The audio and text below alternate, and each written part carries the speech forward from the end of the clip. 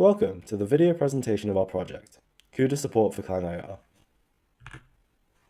ClangIR is an intermediate representation between the Clang abstract syntax tree and LLVMIR. It is an optional intermediate step for the ClangC compiler as shown in this diagram. It is an offshoot of MLIR, otherwise known as multi-level intermediate representation, and provides a similar service in that it gives more information about the higher level semantics, which may enable more powerful optimization passes.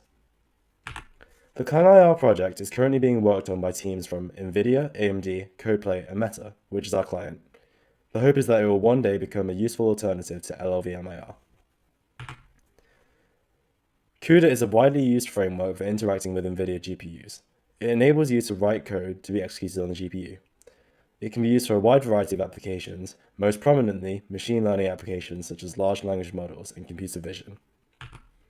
Our project was to provide CUDA support for ClangIR, which was previously entirely unimplemented.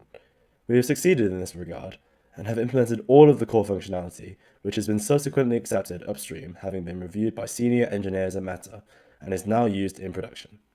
Our implementation enables you to compile most CUDA programs using ClangIR. To do this, we first took the ClangAST and generated the ClangIR representation. Then we performed lowering, which is the process of transforming our ClangIR into LLVMIR. Lowering requires a registration process and rewriting function signatures to match calling conventions on different target platforms, such as MVPTX and x86.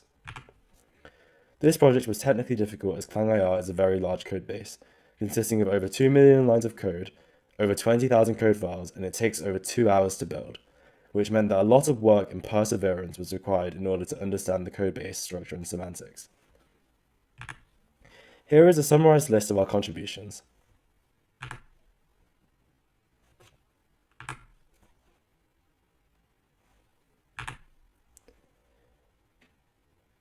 We can now compile CUDA files using ClangIR, and we will demonstrate and explain some examples now.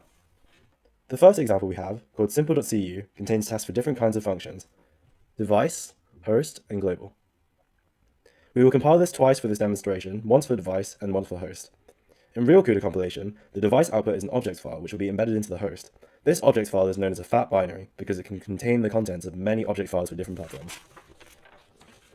Host functions are exclusively on the CPU side, and device functions are exclusively on the GPU side. Global functions are implemented on the GPU side and called from the CPU side. CPU side functions that call GPU side kernels are referred to as device stubs. You can see the host and device functions in the compilation, which I will now do. I have prepared the compilation commands for each of these files.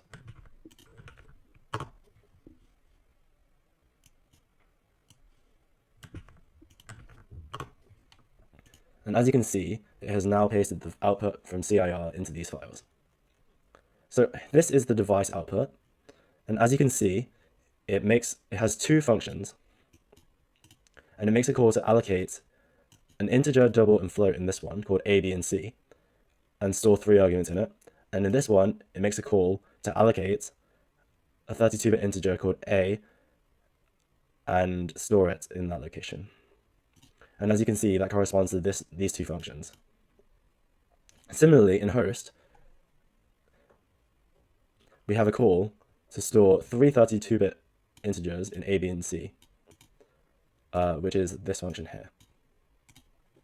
To connect host and device functions, we have to do registration to know the correspondence between host-side device stubs and real device kernels.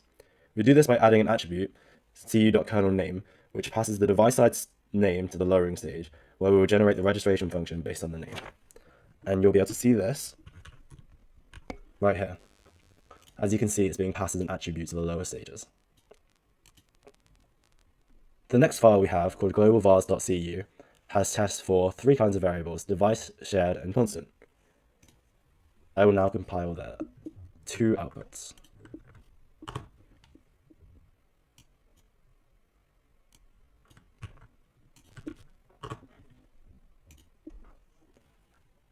As you can see, it has pasted the output correctly in this file.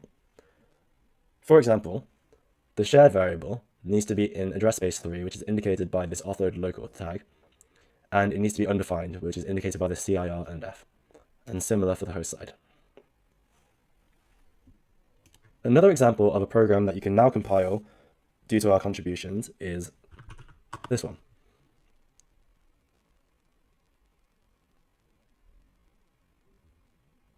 Of our group members plan to finish off CUDA support in ClangIR over the summer as part of Google's Summer of Code. This would involve implementing improvements such as compiling host and device code in a single pass, which enables optimization across the CPU and GPU, implementing more optimizations such as more aggressive unrolling and kernel fusion, and implementing support for some non-essential features like compatibility with older CUDA versions. We had a lot of fun working on this project and hope you enjoyed this quick summary of it.